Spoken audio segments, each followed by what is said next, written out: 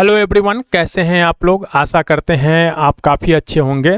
अभी आप स्क्रीन के ऊपर देख रहे हैं घटना चक्र समान अध्ययन पूर्वालोकन भारतीय इतिहास की ये किताब है। और ये किताब जो है बिल्कुल न्यू अपडेट के साथ यानी वर्ष 2022 के लिए ये किताब आई हुई है। इस किताब के अंदर जो है 1990 से लेकर वर्ष 2022 तक के यानी यूपीएससी से लेकर और जितने भी स्टेट पीसीएस के एग्जाम्स हुए हैं उसके प्रश्न पत्र को शामिल किया गया है। और ये प्रश्न पत्र जो है आप अपने स्क्रीन पे देख सकते हैं, ये पूरे सब्जेक्ट वाइज मोड में यहाँ पे शामिल किया गया है। अगर हम बात करते हैं प्राचीन भारत के इतिहास का, तो प्राचीन भारत के इतिहास के अंदर टोटल 15 चैप्टर्स इंक्लूड किया गया है। मध्यकालीन भारत के इतिहास के अंदर जो है टोटल 25 चैप्टर को इंक्लूड किया गया है। और आधुनिक भारत के इतिहास के अंदर जो है टोटल 55 चैप्टर को इंक्लूड किया गया है। अगर मैं बात करूँ इस बुक का, तो इस बुक को जो है कंप्लीट करने का टारगेट रखा गया है 28 दिन में, जो आपको 15 सितंबर तक ये बुक जो है आपके कंप्लीट हो जाएंगे। अगर मैं यहीं पे बात कर लेता हूँ आधुनिक भारत के इतिहास का, तो आधुनिक भारत के इतिहास का चैप्टर 1 से लेकर और चैप्टर 55 तक आप यहाँ पे देख सकते हैं। चैप्टर 1 से लेकर चैप्टर 55 तक का वीडियो जो है मैं अपने चैनल के ऊपर अपलोड कर रखा हूं। और अगर आप इन वीडियो को नहीं देखे हैं तो प्लीज़ आप इन वीडियो को देखिए, ये आपके एग्ज़ाम के व्यू से काफ़ी इंपॉर्टेंट वीडियो है।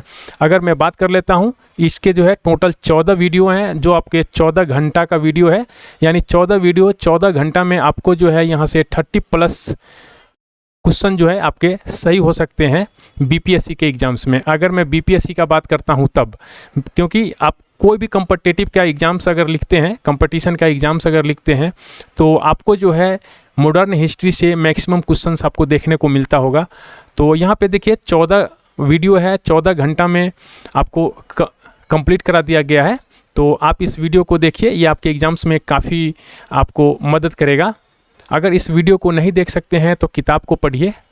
अगर मैं यहीं पे बात कर लेता हूँ एंशिएंट हिस्ट्री का, यानी प्राचीन भारत के इतिहास का, तो प्राचीन भारत के इतिहास के अंदर जो है चैप्टर 1 से लेकर और चैप्टर 12 तक, इसका भी वीडियो जो है मैं अपने चैनल के ऊपर अपलोड कर रखा हूँ। अगर आप इन वीडियो को नहीं देखे हैं तो प्लीज़ आप इन वीडियो को भी देखिए। अभी जो मैं आपके साथ डिस्कशन करने जा रहा हूँ वो है चैप्टर 13, 14 और 15। ये तीनों चैप्टर अभी मैं आपके साथ डिस्कशन करूंगा। और आप जानते हैं कि बीपीएससी के एग्जाम्स में दक्षिण भारत यानी चोल, चालुक्य, पल्लव और संगम युग से जो है एक क्वेश्चन आपको 100% एग्जाम्स में रहेगा ही रहेगा। तो चलिए बिना समय गवाए स्टार्ट करते हैं आज का सेशन। और हाँ, अगर अब तक आपने हमारे चैनल को सब्सक्राइब नहीं किया है तो प्लीज़ आप चैनल को सब्सक्राइब कर लीजिए और बेल आइकन को प्रेस कर दीजिएगा, ताकि मैं जो भी लेटेस्ट वीडियो अपलोड करूँ उसका इन्फॉर्मेशन जो है तुरंत आपको मिल जाएगा। तो चलिए स्टार्ट करते हैं आज का सेशन। आज के सेशन का ये पहला टॉपिक है दक्षिण भारत यानी चोल, चालुक्य, पल्लव और संगम युग। तो चलिए हम इसके क्वेश्चन आंसर पे चलते हैं। और ये जो आपके क्वेश्चन आंसर है ये काफ़ी इंपॉर्टेंट है आपके बीपीएससी के एग्ज़ाम्स के लिए, तो आप इसको वीडियो को बिना देखे मत जाइएगा। चलिए स्टार्ट करते हैं आज का पहला क्वेश्चन। पहला क्वेश्चन कहता है कि 9वीं शताब्दी ईस्वी में निम्नलिखित में से किसके द्वारा चोल साम्राज्य की नींव डाली गई थी। तो चोल साम्राज्य का नींव जो है ये विजयालय के द्वारा डाला गया था। अगला जो क्वेश्चन है कह रहा है कि निम्नलिखित में से किस मंदिर परिसर में एक भारी भरकम नंदी की मूर्ति है जिसे भारत की विशालतम नंदी मूर्ति माना जाता है। तो ये है बृहदेश्वर मंदिर। और ये कहाँ है, ये काफ़ी बार एग्जाम्स में आपके पूछा गया है कि बृहदेश्वर का मंदिर कहाँ है। तो ये तंजौर में है, तंजौर में है, जो राजेश्वर या फिर बृहदेश्वर के नाम से ये प्रसिद्ध है। और ये शिव का मंदिर है यानी शैव मंदिर है। अगला जो क्वेश्चन है कह रहा है कि तंजौर का बृहदेश्वर मंदिर निर्मित हुआ शासन काल में चोल सम्राट। तो चोल सम्राट राजा राज प्रथम के द्वारा। अगला जो क्वेश्चन है कह रहा है कि चोलों का राज्य किस क्षेत्र में फैला था। तो चोलों का जो राज्य है ये आपको कोरोमंडल तट यानी दक्कन के कुछ भाग में फैला था। अगला जो क्वेश्चन है कह रहा है कि चोलों की राजधानी थी। तो चोल की जो राजधानी थी ये तंजौर था। अगला जो क्वेश्चन है कह रहा है कि निम्नलिखित में से कौन चोल प्रशासन की विशेषता थी। तो चोल प्रशासन की जो विशेषता है ये ग्राम प्रशासन की स्वायत्ता। चोल काल किसके लिए प्रसिद्ध है। तो विलेज असेंबली के लिए जो है चोल काल प्रसिद्ध है, यानी ग्राम पंचायत के लिए। चोल युग प्रसिद्ध था निम्न के लिए। तो चोल युग जो है आपको ग्रामीण सभा के लिए प्रसिद्ध है। किस दक्षिण भारतीय राज्य में उत्तम ग्राम प्रशासन था? तो ये है आपके चोल में। चोल में जो था ये उत्तम ग्राम प्रशासन था। कुशल ग्रामीण प्रशासन के लिए प्रसिद्ध राजवंश था, तो ये है चोल। कौन सा मध्यकालीन भारतीय साम्राज्य व्यापक स्तर पर स्थानीय स्वशासन के लिए प्रसिद्ध था? तो ये है आपके चोल। आप देख सकते हैं, आप 66 बीपीएससी में भी पूछा गया, ये हमेशा एग्जाम्स में आता ही है। यहाँ से चोल, चालुक्य, पल्लव और संगम वंश से एक क्वेश्चन जो है आपको हमेशा मिलेगा ही मिलेगा। अगला जो क्वेश्चन है कह रहा है कि चोलों के अधीन ग्राम प्रशासन के बहुत से ब्यौरे जिन शिलालेखों में हैं वे कहाँ हैं?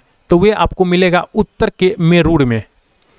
अगला जो क्वेश्चन है कह रहा है कि चोल शासकों के शासनकाल में निम्नलिखित में से कौन सा वरीयम उद्यान प्रशासन का कार्य देखता था? तो ये आपको देखता था टोटवरियम। अगला जो क्वेश्चन है यहाँ पे कह रहा है कि एक कथन दिए गए हैं और इस पे हमें विचार करना है। कह रहा है कि कौन सा कथन जो है इसमें सही है। अगर हम लोग बात कर लेते हैं, चोलों ने पांड्या तथा चेर शासकों को पराजित कर प्रायद्वीपीय भारत पर प्रारंभिक मध्यकालीन समय में अपना प्रभुत्व स्थापित किया था, तो ये बिल्कुल सही है। अगला पॉइंट कह रहा है कि चोलों ने दक्षिण पूर्वी एशिया के शैलेंद्र साम्राज्य के विरुद्ध सैन्य चढ़ाई की तथा कुछ क्षेत्रों को जीता था, तो ये भी बिल्कुल सही है। तो इस तरह से आपके ऑप्शन 1 और 2 दोनों सही हो जाएंगे। अगला जो क्वेश्चन है कह रहा है कि चोल काल में निर्मित नटराज की कांस्य प्रतिमा में देवाकृति प्राय है, तो यह है चतुर्भुज। अगला जो क्वेश्चन है कह रहा है कि निम्नलिखित में से किसको दक्षिण भारत के विशेषकर चोल युग के स्थापत्यों की विश्व में श्रेष्ठतम प्रतिमा रचना माना जाता है? तो ये माना जाता है नटराज को। चोल शासकों के समय में बनी हुई प्रतिमाओं में सबसे अधिक विख्यात हुई, तो ये हुआ था नटराज यानी शिव के कांसे की प्रतिमा। अगला जो क्वेश्चन है कह रहा है कि नटराज की प्रसिद्ध कांस्य मूर्ति किस काल का उदाहरण है? तो ये है आपके चोल काल का उदाहरण है। शिव की दक्षिणा मूर्ति प्रतिमा उन्हें किस रूप में प्रदर्शित करती है? तो ये करता है शिक्षक के रूप में। अगला जो क्वेश्चन है कह रहा है कि 72 व्यापारी चीन में किसके कार्यकाल में भेजे गए थे? तो ये भेजे गए थे कुलोतुंग प्रथम में। निम्न में से दक्षिण भारत का कौन सा राजवंश अपनी नौसैनिक शक्ति के लिए प्रसिद्ध था? तो यह है चोल। निम्नांकित राजवंशों में से किसके शासक अपने शासनकाल में ही अपना उत्तराधिकारी घोषित कर देते थे? तो देखिए इसको हम लोग डिस्क्रिप्शन में देख लेते हैं। प्राचीन हिंदू राजवंशों के सभी सम्राट प्रायः अपने जीवन काल में ही युवराज को चुनाव कर लेते थे, उसके बाद उसका उत्तराधिकारी बनता था।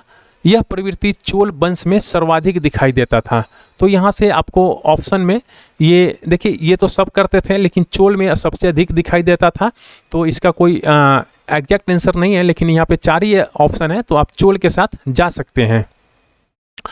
निम्नलिखित चोल शासकों में जिसने बंगाल की खाड़ी को चोल झील का स्वरूप प्रदान कर दिया वह कौन था? तो वह था राजेंद्र प्रथम। अगला जो क्वेश्चन है कह रहा है कि गंगैकोंडचोलपुरम की स्थापना किसने की थी? तो गंगैकोंडचोलपुरम की स्थापना जो है ये राजेंद्र प्रथम के द्वारा किया गया था। निम्नलिखित में से किस चोल शासक को चोलगंगम नामक बृहद कृत्रिम झील बनवाने का श्रेय दिया जाता है? तो ये दिया जाता है राजेंद्र को। चोल राजा ने जल सेना प्रारंभ की थी, तो ये किया था राजा राज प्रथम ने। चोल शासक का नाम बताइए जिसने श्रीलंका के उत्तरी भाग पर विजय प्राप्त किया था? तो ये है राजा राज प्रथम। चोल राजाओं में किस एक ने सिलोन पर विजय प्राप्त की थी? तो ये है राजेंद्र प्रथम। राजेंद्र प्रथम जो है सिलोन पे विजय प्राप्त किया था। वह चोल राजा कौन था जिसने श्रीलंका को पूर्णतः स्वतंत्रता दी और सिंहल राजकुमार के साथ अपनी पुत्री का विवाह कर दिया था? तो ये है कुलोतुंग प्रथम। अगला जो क्वेश्चन है कह रहा है, यहाँ पे एसर्शन दिया हुआ है और यहाँ पे रीजन दिया हुआ है और इसमें से कह रहा है कि सही उत्तर को हमें चयन करना है। तो यहाँ पे हम लोग देख लेते हैं, हमें चोलों के विषय में उनके पूर्ववर्ती राजवंशों की अपेक्षा अधिक जानकारी है, तो ये बिल्कुल सही है। और चोल शासकों ने मंदिरों की दीवारों पर अभिलेख उत्कीर्ण करने का चलन प्रारंभ किया, जिनमें उनकी विजयों की ऐतिहासिक विवरण दिए जाते थे, तो ये भी बिल्कुल सही है। और ये इसका रीजन भी है, तो ये आपके ऑप्शन ए जो होंगे ये सही हो जाएंगे। अगला जो क्वेश्चन है यहाँ पे कह रहा है ये शब्द है और ये विवरण है, इस शब्द का विवरण क्या है वो आपको यहाँ पे दिखाया गया है। तो कह रहा है इसमें से कौन सा सही सुमेलित है। देखिए अगर हम लोग एरीपति की बात कर लेते हैं, तो एरीपति जो है ये भूमि जिससे मिलने वाला राजस्व अलग से ग्राम जलाशय के रख रखाव के लिए निर्धारित कर दिया जाता था, तो एरीपति का मतलब होता है यही। तनियूर की बात करते हैं, तो ये एक अकेले ब्राह्मण अथवा एक ब्राह्मण समूह में दान दिए गए ग्राम है, तो ये बिल्कुल आपका गलत है। घटिका की बात करते हैं, तो प्राय मंदिर के साथ संबंध विद्यालय है, तो ये बिल्कुल सही है। तो इससे आपके ऑप्शन डी जो होंगे वो सही हो जाएंगे। निम्न में से कौन सी संस्था विदेशी व्यापार से संबंधित थी, तो ये है आपका नाना देशी और मणिग्राम, ये दोनों संस्था जो है विदेशी व्यापार से संबंधित है। प्राचीन भारत का निम्नलिखित में से कौन सा महत्वपूर्ण व्यापार केंद्र और उस व्यापार मार्ग पर था जो कल्याण को बेगी से जोड़ता था, तो ये है तग्गर। अगला जो क्वेश्चन है कह रहा है कि चालुक्य वंश का सबसे महान शासक कौन था, तो ये है पुलकेशिन द्वितीय। निम्नलिखित में से किस वंश द्वारा प्राय महिलाओं को प्रशासन में उच्च पद प्रदान किए जाते थे, तो ये है चालुक्य। चालुक्यों की राजधानी कहाँ थी, तो ये था वतापी। वतापी जो है चालुक्यों की राजधानी थी। कवि कालिदास के नाम का उल्लेख किसमें हुआ है, तो कवि कालिदास के नाम का उल्लेख जो है ये हनुम कोंडा उत्कीर्ण लेख में हुआ है। संस्कृत के कवि और नाटककार कालिदास का उल्लेख हुआ है, तो ये हुआ है पुलकेशिन द्वितीय के एहोल अभिलेख में। किस शासक ने सिंहल द्वीप के विरुद्ध 642 ईस्वी में 2 समुद्री अभियान भेजा था, तो ये भेजा था आपको नरसिंह वर्मन प्रथम। प्राचीन संस्कृत ग्रंथों में प्रायः यवन प्रिय शब्द घोतक था, तो यवन प्रिय शब्द जो है ये काली मिर्च का घोतक था। तोल्काप्पियम ग्रंथ संबंधित है, तो तोल्काप्पियम जो ग्रंथ है ये आपको व्याकरण और काव्य से संबंधित है। संगम साहित्य में तोल्काप्पियम एक ग्रंथ है, तो ये एक ग्रंथ है किसके लिए, तमिल व्याकरण का। शिल्पादिकारम का लेख था, शिल्पादिकारम का जो लेख है ये आपको इंग्लो के लिए था। यहाँ पे सूची 1 और सूची 2 का हमें मिलाप करना है और यहाँ से कह रहा है कि कौन सा सूची जो है सही है, तो हम लोग यहाँ पे देख लेंगे उसको। देखिए यहाँ पे तिरुकुर्रम की बात करते हैं तो ये दर्शन के लिए है, तोल्काप्पियम की बात करते हैं तो ये व्याकरण, और शिल्पादिकारम की बात करते हैं तो ये प्रेम कथा है, और मनी मैकले की बात करते हैं तो ये बनी कथा है। तो इस तरह से आपके ऑप्शन जो होंगे ये आपके डी हो जाएंगे। अगला जो क्वेश्चन है कह रहा है कि शैव संतों के लेखन के संग्रह को 5वां वेद भी समझा जाता है, प्रयुक्त संग्रह का नाम क्या है, तो इसका नाम है तिरुमुराय। ईसा की प्रारंभिक शताब्दियों में भारत तथा रोम के बीच घनिष्ठ व्यापारिक संबंधों की सूचना किस पुरा स्थल की खुदाई से प्राप्त होती है, तो ये होता है आपको अरिक्का मेडू से। पूर्वी भारत में प्रमुख भारतीय रोमन व्यापारिक स्थान था, तो ये था अरिक्का मेडू में। निम्नलिखित में से कौन सा बंदरगाह पोडुके नाम से द पेरिपेल्स ऑफ इरिथेरियन सी के लेखक को ज्ञात था, तो ये है आपके अरिक्का मेडू। रोमन बस्ती कहाँ से प्राप्त हुई है, तो रोमन बस्ती जो है आपको अरिक्का मेडू से प्राप्त हुई है। एम्फोरा जार होता है एक, तो ये होता है एक लंबा और दोनों तरफ हथेदार जार होता है। निम्नलिखित राजवंशों में किसका उल्लेख संगम साहित्य में नहीं हुआ है, तो देखिए संगम साहित्य में जो है ये चोल, चेर और पांड्या का उल्लेख है, लेकिन कदम्ब का उल्लेख नहीं है। निम्नलिखित में से कौन एक तमिल देश के संगम युग का राजवंश नहीं था, तो ये है आपको पल्लव।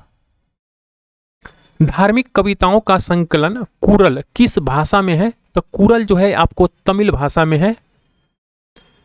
निम्नलिखित तमिल ग्रंथों में किसे लघु वेद की संज्ञा दी गई है? तो लघु वेद की संज्ञा जो है ये कुरल को दिया गया है। निम्नलिखित में से कौन तमिल रामायण या फिर रामावतरम का लेखक था? तो ये है आपको कंबन। मध्यकालीन भारत के संस्कृति इतिहास के संदर्भ में निम्नलिखित कथनों पर विचार कीजिए। इसमें से कह रहा है कि कौन से कथन जो हैं आपके सही है। अगर हम लोग बात कर लेते हैं पहले पॉइंट का, तो तमिल क्षेत्र के सिद्ध एकेश्वरवादी थे तथा मूर्ति पूजा की निंदा करते थे। तो ये जो है बिल्कुल आपका सही है। कन्नड़ क्षेत्र में लिंगायत पुनर्जन्म के सिद्धांत पर प्रश्न चिन्ह लगाते थे तथा जाति अधिक्रमण को अस्वीकार करते थे। तो ये भी आपका बिल्कुल सही है। तो इस तरह से आपके ऑप्शन हो जाएंगे 1 और 2 दोनों सही है। यहाँ पे कह रहा है कि सूची 1 सूची 2 का हमें सही मिलाप करना है और इसका सही उत्तर भी हमें चयन करना है। अगर हम लोग बात कर लेते हैं गुप्त का, तो गुप्त का हो जाएगा देवगढ़। चंदेल का बात कर लेते हैं तो चंदेल का हो जाएगा आपको खजुराहो। और चालुक्य का बात कर लेते हैं तो चालुक्य का हो जाएगा आपको बदामी। और अगर पल्लव का बात कर लेते हैं तो पल्लव का हो जाएगा पनमैले। तो इस तरह से आपके ऑप्शन ए सही हो जाएंगे। यहाँ पे हम लोग डिस्क्रिप्शन भी देख लेते हैं। देखिए, गुप्त की बात करते हैं तो देवगढ़, चंदेल की बात करते हैं तो खजुराहो, और चालुक्य की बात करते हैं तो बदामी, और पल्लव की बात करते हैं तो पनमैले। अगला जो क्वेश्चन है, कह रहा है कि निम्नलिखित में से कौन सा एक प्राचीन भारत में व्यापारियों का निगम था? तो ये है मणिग्रामम। दक्षिण भारत का प्रसिद्ध तक्कोलम का युद्ध हुआ था। तो तक्कोलम का युद्ध जो है ये चोल एवं राष्ट्रकूटों के मध्य हुआ था। तो आप इस तरह के युद्ध को ध्यान में रखिएगा, क्योंकि आप जानते हैं कि बिहार दरोगा में किस तरह का युद्ध पूछा गया था, जो काफ़ी बच्चे नहीं क्वेश्चंस को सही कर पाए थे।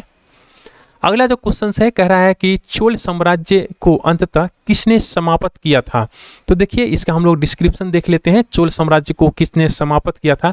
1250 ईस्वी के आसपास की बात है। और यहाँ पे होयसल और पांड्य राज ने चोल राजा राजेंद्र तृतीय को परास्त कर दिया था। चोल राजा पांड्यों के अधीनता में लगभग 1289 यानी 1279 ईस्वी तक शासन करते रहे। उसके पश्चात चोल राज्यों के स्वतंत्र अस्तित्व का कोई प्रमाण नहीं मिलता है। मलिक काफूर की यहाँ पे बात है। मलिक काफूर ने लगभग 1310 ईस्वी में दक्षिण विजय की थी, जिसमें उसने यादव, काकितय, होयसल, पांड्या आदि राजाओं को जीता था। फिर भी प्रश्नानुसार इसका निकटतम उत्तर जो है डी हो सकता है। तो इस तरह से आप मलिक काफूर के साथ जाइए। अगला जो क्वेश्चन है, कह रहा है कि संगम युग में उरैयूर किसके लिए विख्यात है? तो उरैयूर जो है कपास के व्यापार का महत्वपूर्ण केंद्र है। अगला जो क्वेश्चन है, कह रहा है कि पांड्य राज की जीवन रेखा कौन सी नदी थी? तो पांड्य राज की जो जीवन रेखा थी ये थी आपको बेंगी नदी। निम्नलिखित में से कौन से संगम पतन पश्चिमी तट पर स्थित थे? नीचे दिए गए कूट को सही उत्तर चुनिए। देखिए, यहाँ पे कह रहा है कि कोरकै, पुहार, तोरी और मुशिरी। तो इसके जो ऑप्शन हो जाएंगे आपके केवल 3 और 4 जो होंगे ये आपके सही हो जाएंगे। अगला जो क्वेश्चन है, कह रहा है कि संगमकालीन साहित्य में कोन को एवं मनन किसके लिए प्रयुक्त होते थे? तो ये होते थे राजा के लिए। तृतीय संगम युग था। तो तृतीय संगम युग जो है ये मदुरई में था। यहाँ पे हम लोग देख लेते हैं। देखिए, प्रथम संगम युग इसका जो स्थान है ये मदुरई है और इसकी जो अध्यक्षता किया था ये अगस्त ऋषि ने किया था। द्वितीय संगम युग की बात करते हैं तो इसका जो स्थान है ये कपाटपुरम है जो अल्लायवाई है और इसका जो अध्यक्षता जो है अगस्त ऋषि के बाद जो है तोकलापियर किया था। तृतीय संगम की बात करते हैं तो इसकी जो स्थान है ये भी मदुरई है और इसकी जो अध्यक्षता है ये नक्कीरर किया था। किस ऋषि के बारे में कहा जाता है कि उन्होंने दक्षिण भारत का आर्यकरण किया, उन्हें आर्य बनाया? तो ये कहा जाता है अगस्त ऋषि के बारे में। अगला जो क्वेश्चन है कह रहा है कि सूची 1 सूची 2 का हमें सही मिलाप करना है और यहाँ पे हम लोग देखेंगे इस सूची। और अगर हम लोग यहीं से देख लेते हैं, देखिए अगर हम लोग चालुक्य की बात करते हैं तो चालुक्य जो है ये बादामी। पल्लव की बात करते हैं तो पल्लव जो है ये आपको कांचीपुरम। हर्ष की बात करते हैं तो हर्ष जो है ये कन्नौज आपको हो जाएगा। और पांडे की बात करते हैं तो पांडे आपका हो जाएगा मदुरई। तो इस तरह से आपके ऑप्शन हो जाएंगे ए। अगला जो क्वेश्चन है कह रहा है कि भारत के इतिहास में निम्नलिखित घटना पे हमें विचार करना है और कह रहा है कि इन घटनाओं को प्राचीन काल से आरंभ कर सही काल क्रम के अनुसार हमें लिखना है। तो अगर हम लोग बात कर लेते हैं यहाँ पे महेंद्र वर्मन एक के अधीन पल्लव सत्ता की स्थापना हुआ था, तो ये आपके नंबर 1 पे हो जाएंगे। अगर हम लोग बात कर लेते हैं यहीं पे गोपाल द्वारा पाल राजवंश की स्थापना, तो ये आपके नंबर 2 पे हो जाएंगे। अगर हम लोग बात कर लेते हैं यहीं पे राजा भोज के अधीन प्रतिहारों का उदय जो हुआ था, ये आपके नंबर 3 पे हो जाएंगे।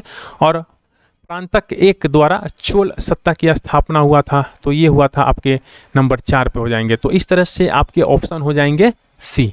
अगला जो क्वेश्चन है कह रहा है कि निम्नलिखित में से कौन सी जोड़ी 6वीं से 12वीं शताब्दी तक दक्षिण भारत का राज्य एवं उसकी राजधानी सुमेलित नहीं है। तो आइए हम लोग देख लेते हैं। चोल का जो है ना चेर का जो है पंडुचेरी, चेर का जो है पंडुचेरी, ये जो है सुमेलित नहीं है, बाकी जो है सबका सुमेलित है। 6वीं से 12वीं शताब्दी के बीच की बात कर रहा है यहाँ पे। पल्लव की बात करते हैं तो कांचीपुरम, पांड्या की बात करते हैं तो मदुरई, और चोल की बात करते हैं तो तंजौर, और होयसल की बात करते हैं तो द्वार समुद्र। अगला जो क्वेश्चन है कह रहा है यहाँ पे ये निम्नलिखित घटनाओं पर हमें विचार करना है और उपयुक्त घटनाओं को प्राचीन काल से आरंभ करके सही कालक्रम के अनुसार हमें लगाना है। तो इस तरह से मैंने ऊपर भी इसके बारे में डिस्कशन किया था आपसे, तो इसके हो जाएंगे ऑप्शन सी। अगला जो क्वेश्चन है कह रहा है कि निम्नलिखित में से कौन सी जोड़ी जो है 6वीं से 12वीं शताब्दी तक दक्षिण भारत का राज्य एवं उसकी राजधानी सुमेलित नहीं है। तो देखिए पल्लव का कांचीपुरम, पांड्या मदुरई, चेर पुडुचेरी ये नहीं होगा, चोल तंजौर, और होयसल जो है ये आपको द्वार समुद्र। अगला जो क्वेश्चन है कह रहा है कि निम्नलिखित पल्लव शासकों का नाम उसके राज्यकाल की दृष्टिगत रखते हुए सही कालक्रम के अनुसार हमें इसको व्यवस्थित करना है। तो आइए हम लोग यहाँ पे देख लेते हैं फटाफट से। महेंद्र वर्मन की बात करते हैं तो इनका 600 से 630 ईस्वी तक राज्यकाल था, और नरसिंह वर्मन प्रथम की बात करते हैं तो 630 से 668, परमेश्वर वर्मन प्रथम की बात करते हैं तो 670 से 700, और नंदी वर्मन द्वितीय की बात करते हैं तो 731 से 795। तो इस तरह से आपके ऑप्शन हो जाएंगे ए। अगला जो क्वेश्चन है कह रहा है कि निम्न में से किस चीनी यात्री ने चालुक्य के शासनकाल में चीन एवं भारत के संबंधों का विवरण दिया है? तो ये दिया है मातवालिन।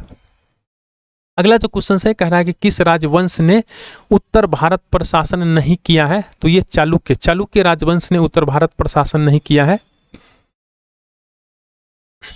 अगला जो क्वेश्चन है कह रहा है कि निम्नलिखित में से किस राजा ने अपने मंत्रियों को पशुओं पर क्रूरता पर प्रतिबंध लगाने के लिए काशी क्षेत्र भेजा था?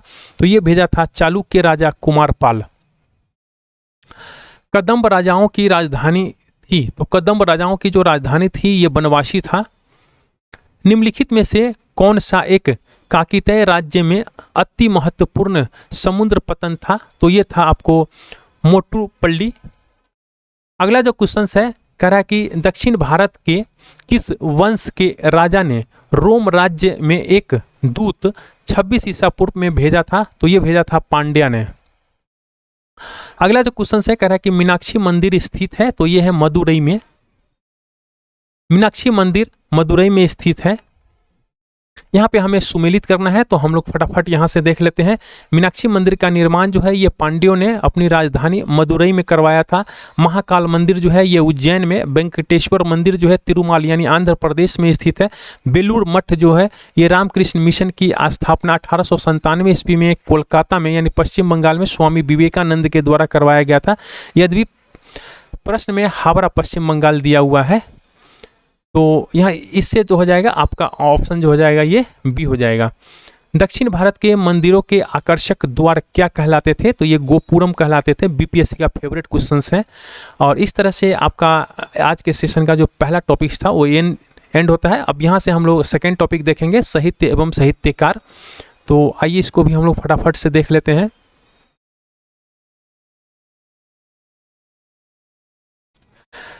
पहला क्वेश्चन है कह रहा है कि इतिहास के पिता की पदवी सही अर्थों में निम्न में से किससे संबंधित है? तो यह हेरोडोटस जो है ये इतिहास के पिता माने जाते हैं। देखिए यहाँ पे सूची 1 और सूची 2 का हमें सही मिलाप करना है। तो यहाँ से हम लोग देख लेते हैं। सूची 1 अष्टाध्यायी की बात करते हैं तो ये पन्नी के द्वारा, भाषा महाभाष्य की बात करते हैं तो पतंजलि के द्वारा, और निरुक्त की बात करते हैं तो यास्क के द्वारा, और वर्तिक की बात करते हैं तो ये कात्यायन के द्वारा। तो इस तरह से आपका ऑप्शन हो जाएगा ए।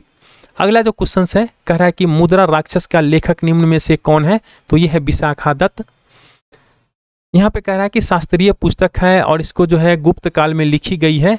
तो निम्नलिखित में से कौन सी शास्त्रीय पुस्तक को गुप्त काल में लिखी गई है, तो यहाँ पे हमें सही उत्तर को चुनना है। तो देखिए ये अमरकोश है, मेघदूत है, कामसूत्र है, मुद्रा राक्षस है, इन सबों को जो है गुप्त काल में लिखा गया है। 10 कुमार चरित्रम के रचनाकार कौन थे, तो ये थे आपको दंडिन। देखिए अगर हम लोग यहाँ पे कुछ बुक्स वगैरह दिए हुए हैं, इसको भी हम लोग फटाफट देख लेते हैं। सूरदास की बात करते हैं तो यहाँ पे है सूर सागर इनका है, सूर शरावली और साहित्य लहरी। अगर हम लोग दंडिन की बात करते हैं या फिर डंडी की बात करते हैं तो ये 10 कुमार चरित्रम आपने जो ऊपर देखा होगा। तुलसीदास की बात करते हैं तो इनके है रामचरितमानस, विनय पत्रिका और कवितावली। कालिदास की बात करते हैं तो अभिज्ञान शकुंतलम, कुमार संभव, ऋतु संहार और मालविका अग्निमित्रम, विक्रमा ईश्वरीय और मेघदूत।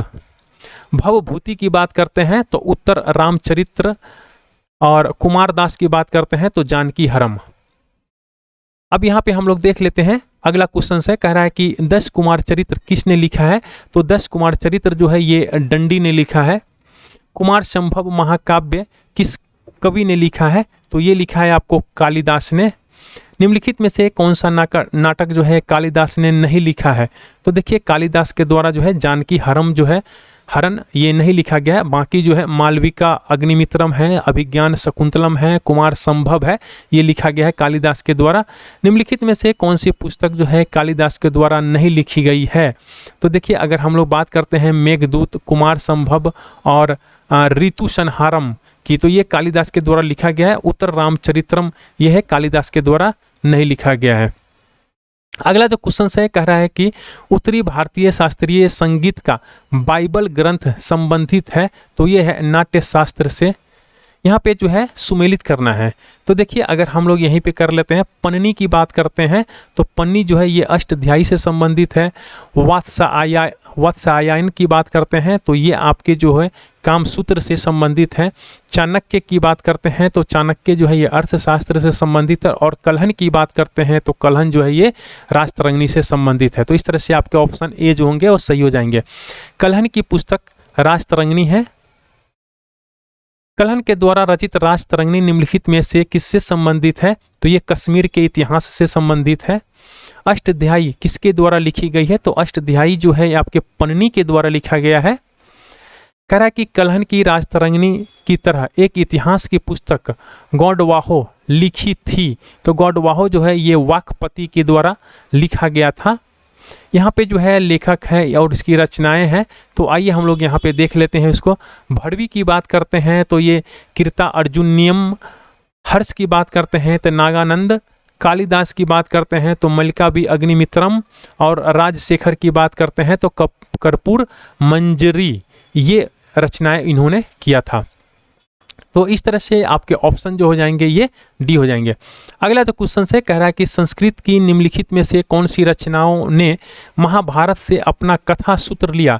नीचे दिए गए कूट को सही उत्तर का चयन कीजिए। तो देखिए हमें यहाँ से सही उत्तर का चयन करना है, तो ये है आपके 1, 3 और 2, 1, 2 और 3। तो इस तरह से आपके ऑप्शन डी सही हो जाएंगे। अगला जो क्वेश्चन है यहाँ पे कह रहा है सूची 1 सूची 2 का हमें मिलाप करना है, तो आइए हम लोग यहीं पे देख लेते हैं। विशाखा दत्त की अगर बात करते हैं तो विशाखा दत्त जो है ये आपको नाटककार हैं। बारामिहिर की बात करते हैं तो बारामिहिर जो हैं ये आपके खगोल विज्ञान से संबंधित है। चरक की बात करते हैं तो चरक जो हैं ये चिकित्सक हैं। और ब्रह्मगुप्त की बात करते हैं तो ये गणितज्ञ हैं। तो इस तरह से आपके ऑप्शन सी सही हो जाएंगे। अगला जो क्वेश्चन से कह रहा है कि चरक संहिता नामक पुस्तक किस विषय से संबंधित है, तो ये है आपके चिकित्सा से। बारामिहिर की पंच सिद्धांतिका आधारित है। तो बारामिहिर की जो पंच सिद्धांतिका है ये यूनानी ज्योति विद्या पर आधारित है। निम्नलिखित में से कौन सही सुमेलित नहीं है? तो अगर हम लोग बात करते हैं सुबंधु का, तो ये कादम्बरी, ये जो है गलत है। बाकी जो है आपके सही सुमेलित है, जैसे कालिदास का रघुवंश, भास का स्वप्नवास वादतम और हर्ष का जो है रत्नावली। अगर हम बात कर लेते हैं कादम्बरी का, तो देखिए कादम्बरी की रचना जो है ये बाणभट्ट ने की थी। कादम्बरी की रचना किसने की थी? बाणभट्ट ने की थी। मिलिंद पन्हो की बात करते हैं तो मिलिंद पन्हो जो है ये पाली ग्रंथ है। बौद्ध ग्रंथ मिलिंद पन्हो किस हिंद यवन शासक पर प्रकाश डालता है? तो ये है मिनांडर, मिनांडर पे प्रकाश डालता है। मिलिंद पन्हो राजा मिलिंद तथा एक बौद्ध भिक्षु मध्य संवाद रूप में है। वह भिक्षु कौन थे? तो नागसेन थे। अगला जो क्वेश्चन है यहाँ पे कह रहा है कि दरबारी कवि हैं और ये राजा हैं, तो ये कौन से दरबारी कवि किस राजा के दरबार में था? तो आइए हम लोग यहाँ से देख लेते हैं। अमीर खुसरो की बात करते हैं तो ये अलाउद्दीन खिलजी। कालिदास की बात करते हैं तो चंद्रगुप्त द्वितीय। और हरिसेन की बात करते हैं तो समुद्रगुप्त। बाणभट्ट की बात करते हैं तो हर्षवर्धन। इस तरह से आपके ऑप्शन जो होंगे वो बी हो जाएंगे। अगला जो क्वेश्चन है कह रहा है कि राजतरंगिणी के लेखक कलहन के समय शासक था, तो ये था जय सिंह। अगला जो क्वेश्चन है कह रहा है कि कलहन कृत्य राजतरंगिणी में कुल कितने तरंग हैं? तो ये है 8 तरंग। अगला जो क्वेश्चन है कलहन की राजतरंगिणी को किसने आगे बढ़ाया है? तो ये बढ़ाया है जोन राज एवं श्रीवर। सौदरानंद किसकी रचना है? तो सौदरानंद जो है ये अश्वघोष की रचना है। नागानंद रत्नावली प्रियदर्शिका के लेखक थे, तो ये है हर्षवर्धन। हर्ष ने निम्नलिखित में से किन रचनाओं के लेखन किया था? तो देखिए हर्ष की बात करते हैं तो ये आपके प्रियदर्शिका, नागानंद और हर्ष चरित्र के लेखक थे। तो इस तरह से आपके ऑप्शन बी सही हो जाएंगे। निम्नलिखित 4 ग्रंथों में से कौन सा विश्वकोशीय ग्रंथ है? तो विश्वकोशीय ग्रंथ जो होते हैं ये बृहत संहिता है। प्राचीन भारत के इतिहास के संदर्भ में भवभूति, हस्तिमल तथा क्षेमेश्वर क्यों प्रसिद्ध थे? तो ये आपके नाटककार थे, इसलिए ये प्रसिद्ध थे। कह रहा है यहाँ पे कौन सा सही सुमेलित नहीं है? तो यहाँ पे हम लोग देख लेते हैं। अगर हम लोग बात कर सही सुमेलित है, नहीं की बात नहीं है, सही सुमेलित है, तो यहाँ पे हमें सही उत्तर को चुनना है। अगर हम लोग बात करते हैं मृक्ष कटिकम का, तो ये शूद्रक है, ये बिल्कुल सही है। अगर हम लोग बात कर लेते हैं बुद्ध चरित्र का, तो ये वसुबंधु, ये बिल्कुल गलत है। मुद्रा राक्षस विशाखा दत्त की है, तो ये बिल्कुल सही। हर्ष चरित्र जो है बाणभट्ट, तो ये भी बिल्कुल सही है। तो इस तरह से आपके ऑप्शन हो जाएंगे बी। अगला जो क्वेश्चन है कह रहा है कि प्राचीन भारत के विद्वान या फिर साहित्यकार के संदर्भ में ये कुछ कथन दिए गए हैं, इस पे हमें विचार करना है और इसमें से कौन से सही हैं उसको हमें देखना है। तो अगर बात कर लेते हैं पन्नी पुष्यमित्र शुंग से संबंधित हैं, तो ये बिल्कुल गलत है। अगर हम लोग बात कर लेते हैं अमर सिंह हर्षवर्धन से संबंधित हैं, तो ये बिल्कुल गलत है। कालिदास जो है ये चंद्रगुप्त द्वितीय से संबंधित हैं, तो ये बिल्कुल सही, आपने ऊपर भी देखा है। अगला जो क्वेश्चन है कह रहा है कि सूची 1 सूची 2 का हमें मिलाप करना है। यहाँ पे ग्रंथकार और मूल ग्रंथ हैं उससे हमें संबंधित है। तो आइए हम लोग यहाँ पे नहीं देखेंगे, यहीं पे देख लेते हैं। अगर हम लोग बारामिहिर की बात करते हैं तो बारामिहिर जो है ये आपके बृहत संहिता से संबंधित हैं। विशाखा दत्त की बात करते हैं तो विशाखा दत्त जो है ये आपके देवी चंद्रगुप्तम से संबंधित हैं।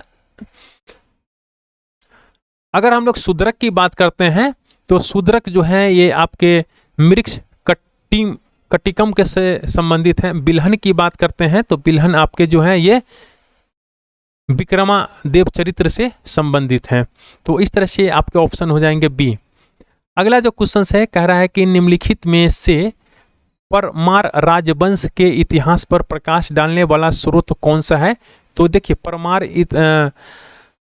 परमार राजवंश के जो इतिहास पर प्रकाश डालने वाला जो स्रोत है इसमें है पद्मगुप्त का नव संसाहक चरित्र, तो ये बिल्कुल सही है।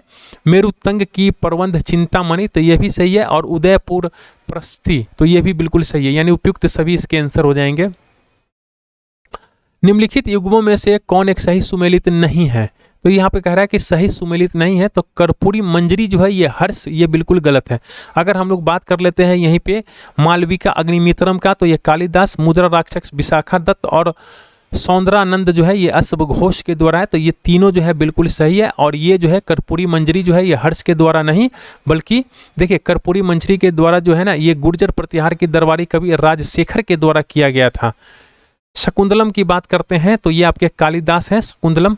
अगर हम लोग कालिदास के 7 ग्रंथों के बारे में अगर जानना चाहते हैं तो यहाँ से देख सकते हैं रघुवंश, कुमार संभव, मेघदूत, ऋतु संहार, मल्लिका अग्निमित्रम, विक्रमो वर्षीय और अभिज्ञान शकुंतलम। इनमें प्रथम 2 महाकाव्य, 2 खंड काव्य और अंतिम 3 जो है ये नाटक ग्रंथ हैं। कालिदास की जो साहित्यिक कृति कौन सी नहीं है, तो नहीं की पूछ रहा है, तो मृक्षकटिकम जो है ये नहीं है। मेघदूतम, ऋतु संहार और विक्रमो वर्षीयम जो है ये है। कालिदास द्वारा रचित जो है ये मालविका अग्निमित्रम नाटक का नायक था।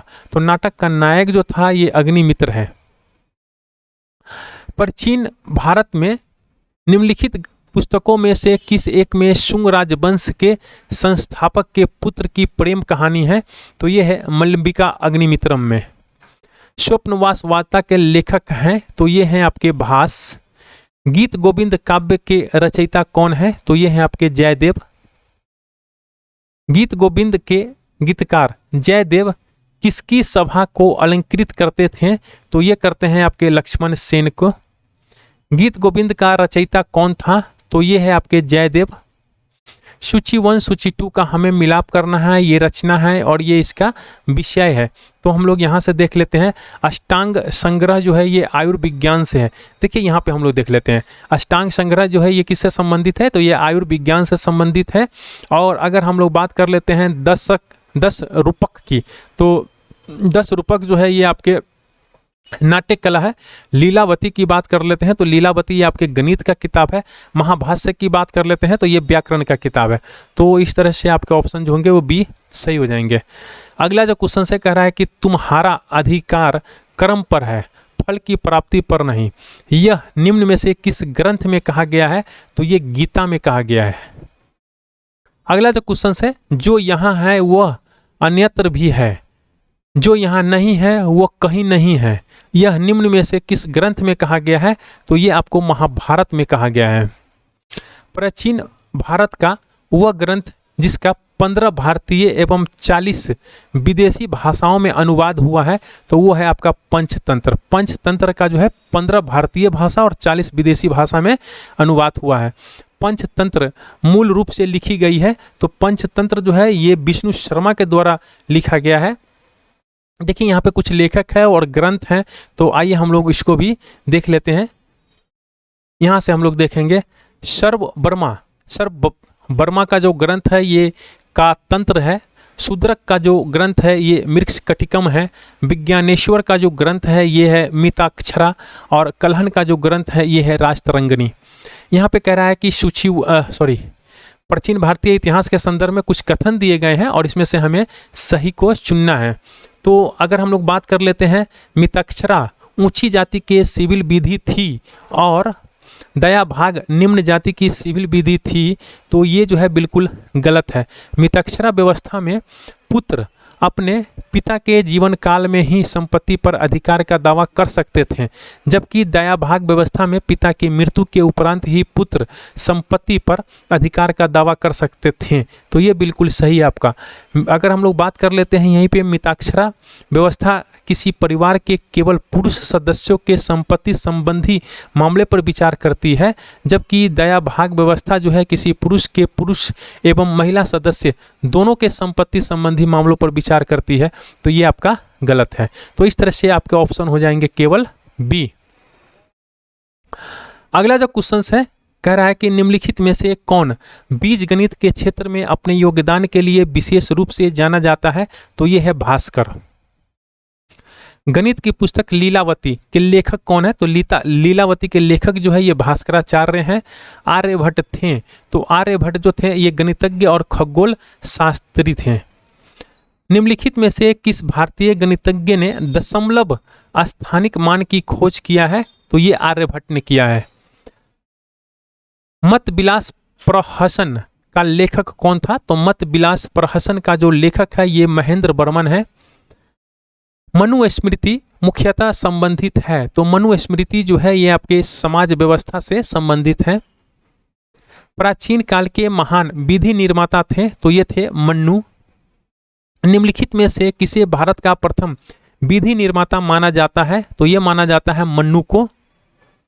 शून्य का आविष्कार किया था, तो शून्य का आविष्कार जो है ये आपको किसी अज्ञात भारतीय ने किया था।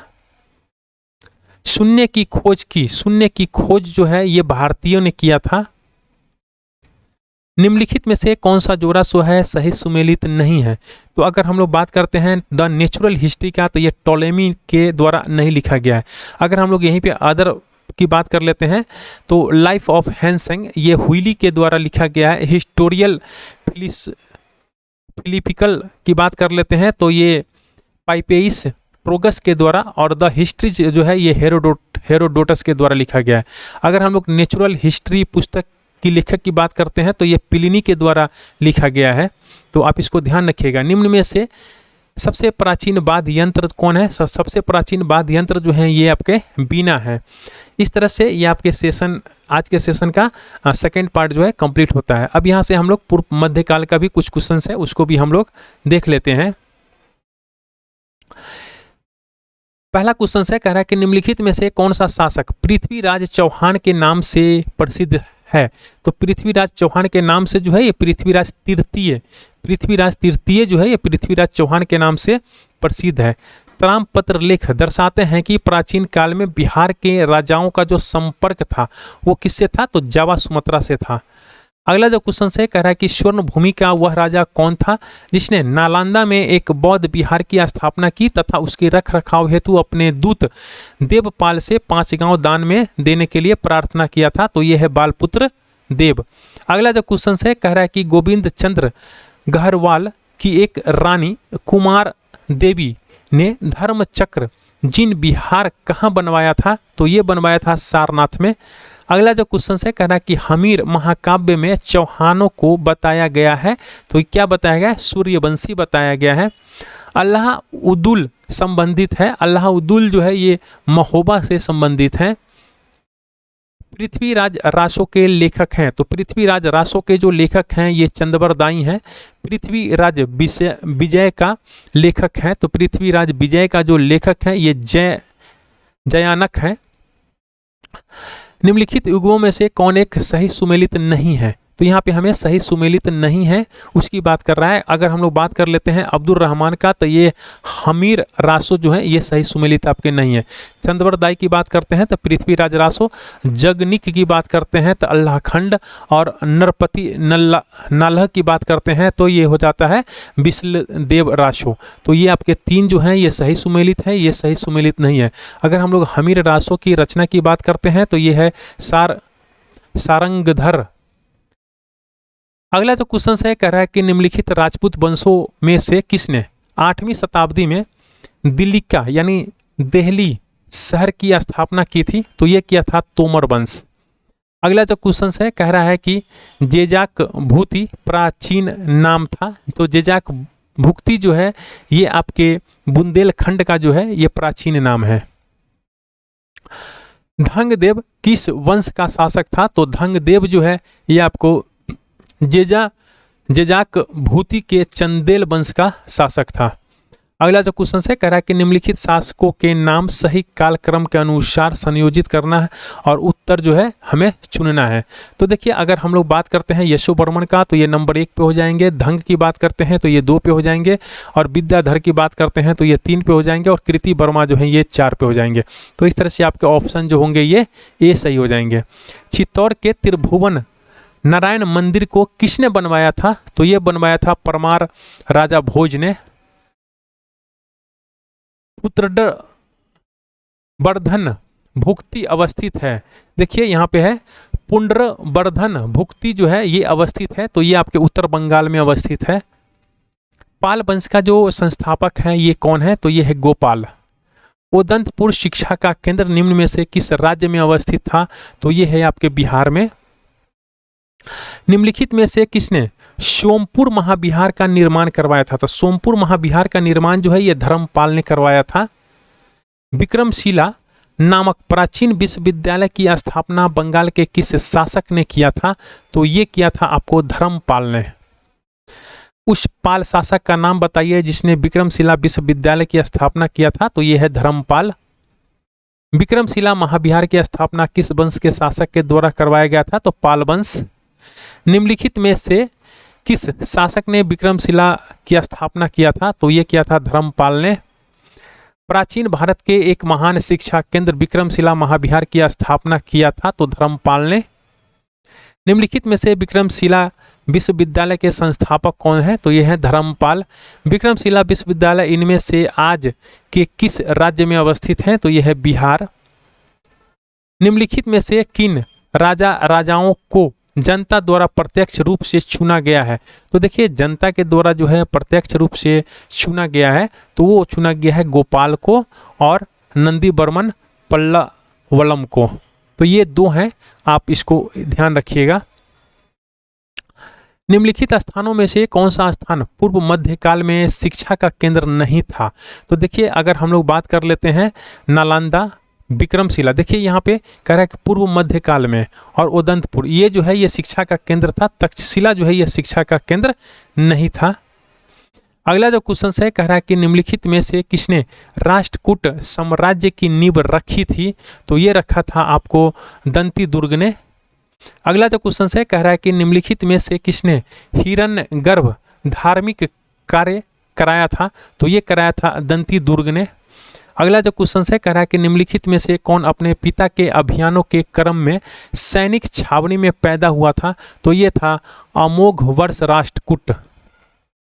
अगला जो क्वेश्चन है कह रहा है कि महानतम प्रतिहार राजा था? तो महानतम प्रतिहार राजा जो है ये मिहिर भोज है।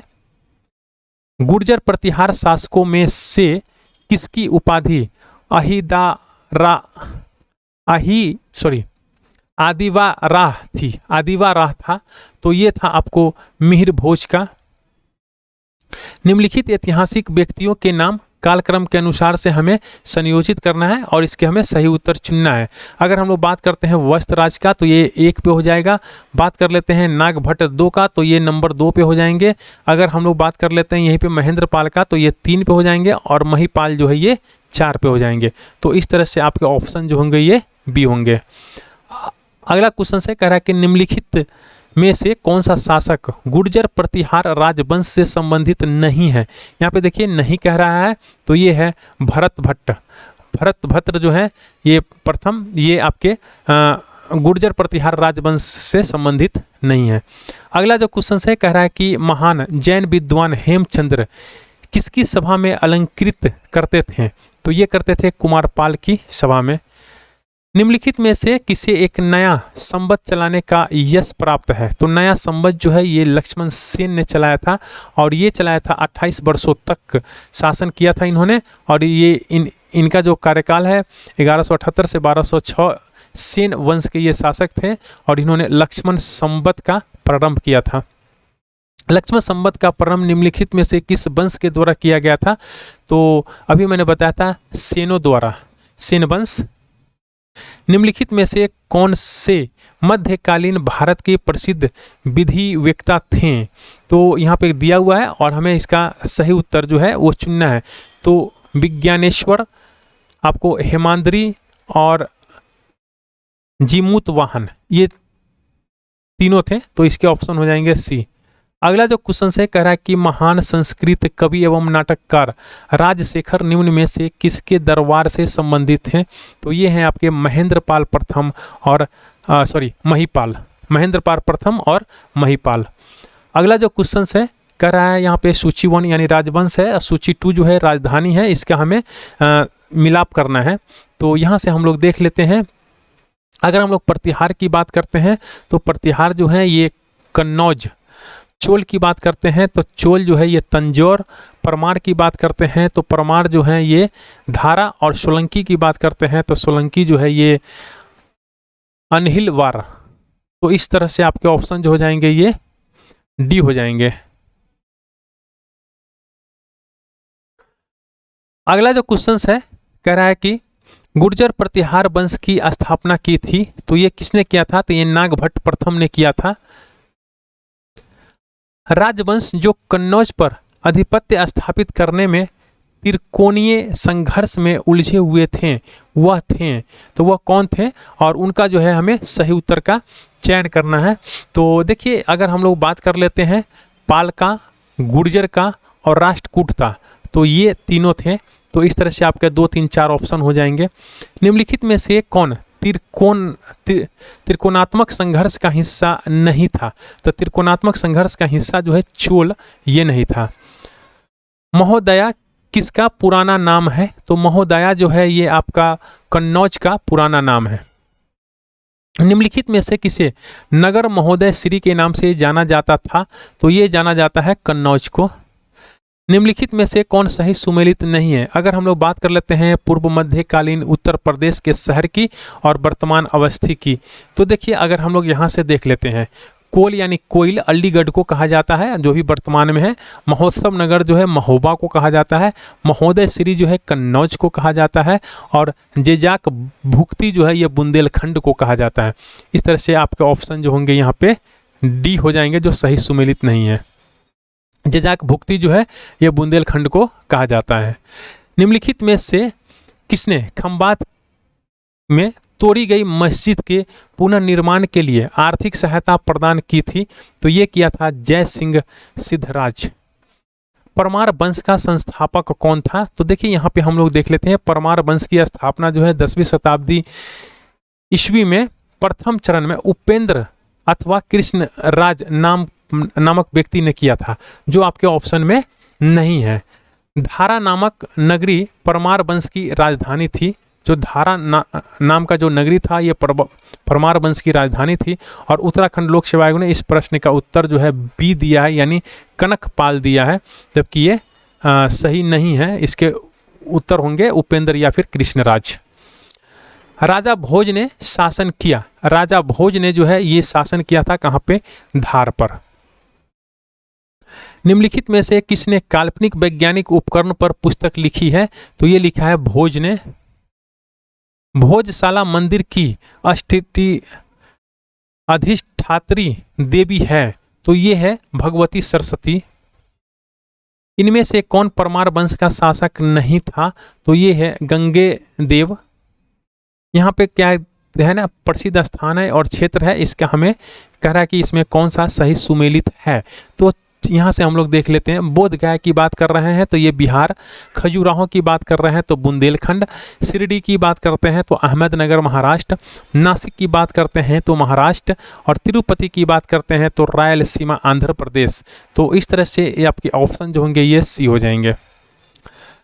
गौंडबाहो के रचयिता थे, तो गौंडबाहो के जो रचयिता हैं ये वाकपति हैं। मध्यकालीन भारत के आर्थिक इतिहास के संदर्भ यानी अर्घट्टा किसके निरूपित करता है? तो अर्घट्टा जो है ये आपको भूमि की सिंचाई के लिए प्रयुक्त जल चक्र यानी वाटर व्हील है। अगला जो क्वेश्चन है, कश्मीर का अकबर नाम से प्रसिद्ध सुल्तान था, तो ये है आपको जैनुलुद्दीन। कश्मीर के शासक जैनल उल आबिदीन का वास्तविक नाम क्या था? तो इसका जो वास्तविक नाम था ये शाही खां था। कर्नाटक वंश का जो संस्थापक है ये कौन है? तो ये है आपके नन्यदेव। कर्नाटक वंश का जो अंतिम शासक था ये कौन था? तो ये था आपको हरि सिंह। कुरासपाल शिलालेख में किस राजा के बारे में जानकारी मिलती है? तो यहाँ से मिलता है आपको सोमेश्वर प्रथम के बारे में। और इसी के साथ जो है ये आज का सेशन जो है यहीं पे एंड होता है। और इसी एंड के साथ जो है आपके प्राचीन भारत इतिहास का जो आपके 5 वीडियो थे, और ये 5 घंटा का वीडियो जो है यहीं पे एंड हो रहा है। प्राचीन भारत के इतिहास यहीं पे एंड हो रहा है। और कल से जो है आपके मध्यकालीन भारत के इतिहास का वीडियो आना स्टार्ट हो जाएगा, और वो भी आपके 2 दिन में एंड हो जाएंगे। Thank you for watching.